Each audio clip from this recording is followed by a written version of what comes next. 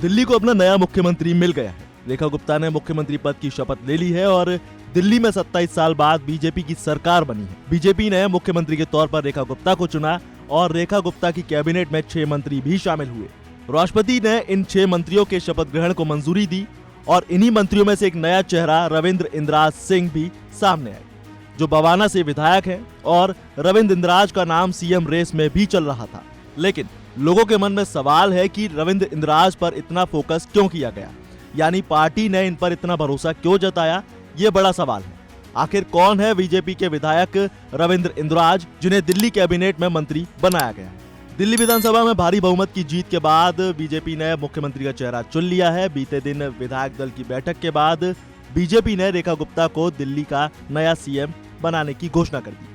रेखा गुप्ता ने रामलीला मैदान में सीएम पद की शपथ ली और इस शपथ ग्रहण में उनके 6 मंत्री भी शामिल रहे। रेखा कैबिनेट में मंत्रियों में रविंद्र इंद्राज सिंह को भी चुना गया।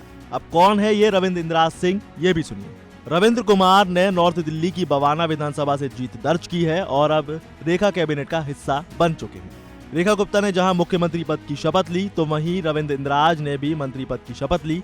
रविंद्र ने बवाना विधानसभा से आम आदमी पार्टी के जय भगवान को बड़े मार्जिन से हराया। बवाना में अपने चुनावी हल्फनामे में अपनी संपत्ति की भी उन्होंने जानकारी दी, जिसमें उन्होंने बताया कि उनके पास कुल 7 करोड़ की संपत्ति है और रविंद्र ने दिल्ली यूनिवर्सिटी से डिस्टेंस में बीए की डिग्री हासिल की है और रविंद्र राजनीतिक परिवार से आते हैं। उनके पिता इंद्राज कुमार नरेला विधानसभा से विधायक रह चुके हैं। 1975 में जन्मे रविंद्र दिल्ली बीजेपी के बड़े दलित चेहरों में गिने जाते हैं। इंद्राज बीजेपी के अनुसूचित जाति मोर्चा में राष्ट्रीय कार्यकारिणी सदस्य भी हैं और रविंद्र इंद्राज साफ सुथरी छवि के नेता माने जाते हैं। उनके खिलाफ किसी तरह का कोई आपराधिक मुकदमा दर्ज नहीं है। 2025 के दिल्ली चुनाव से पहले उन्होंने अपनी संपत्ति 7 करोड़ रुपए से ज्यादा बताई थी। आपको बता दें कि इंद्राज पेशे से बिजनेसमैन है और अब इन पर बीजेपी का बहुत ज्यादा भरोसा है। क्यों है, ये भी सुनिए। 27 साल बाद दिल्ली की सत्ता में वापसी के बाद बीजेपी अभी से ही जनता के भरोसे को जीतना चाहती है और बीजेपी ने अपनी इस सरकार के मंत्री चेहरों के जरिए हर समाज के वोटर को साधने की कोशिश की है। इसीलिए रविंद्र इंद्राज सिंह को मंत्रिमंडल में जगह दी गई है। बीजेपी का मानना है कि रविंद्र इंद्राज बीजेपी के प्रमुख दलित फेस हैं। ये पंजाबी दलित समुदाय से आते हैं। झुग्गी झोपड़ी और दलित समुदाय में केजरीवाल की मजबूत पकड़ मानी जाती है।